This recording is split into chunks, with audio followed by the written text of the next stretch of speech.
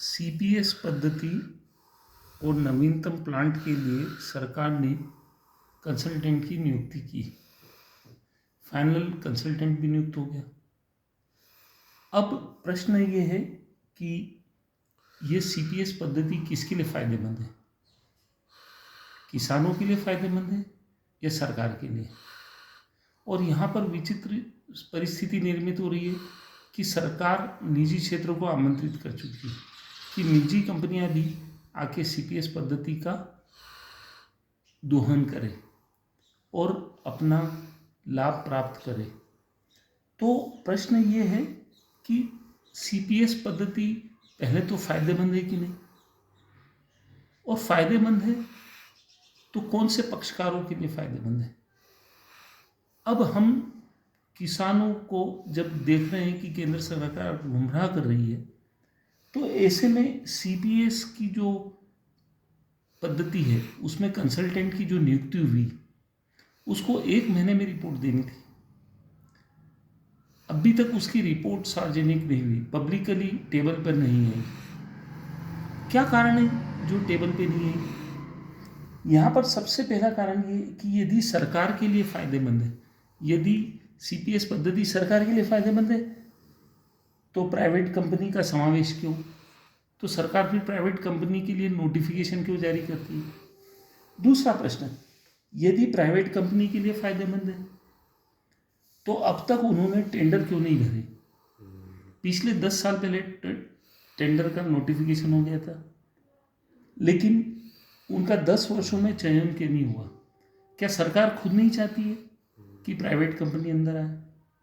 तीसरा प्रश्न, private company के लिए सीपीएस पद्धति नुकसानदायक है?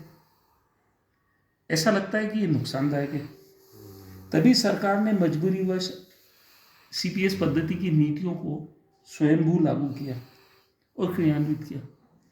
सबसे जो प्रश्न है नीति का, वह हास्यास्पद प्रश्न ये है कि मूल्य निर्धारण अभी तक नहीं हुआ, जबकि टेंडर भरते वक्त ये कहा गया था कि पहले किसानों का मूल्य निर्धारण होगा, तभी इस प्रक्रिया को मूर्त रूप दिया जाएगा।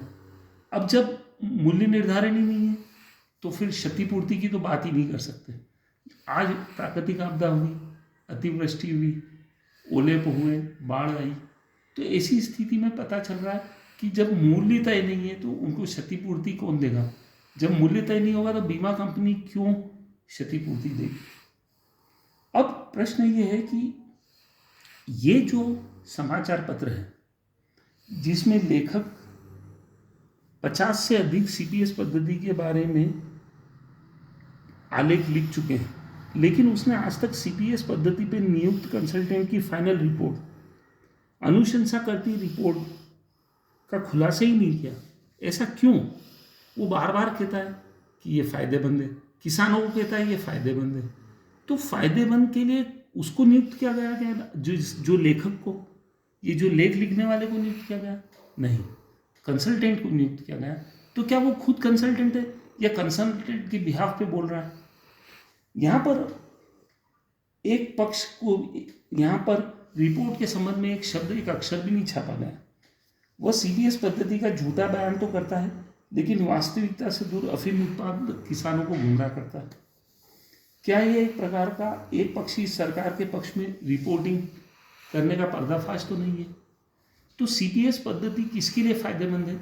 अगर कंसल्टेंट की रिपोर्ट सार्वजनिक कर दी जाए किसानों के लिए, तो वो फिर वो निर्णय लेंगे।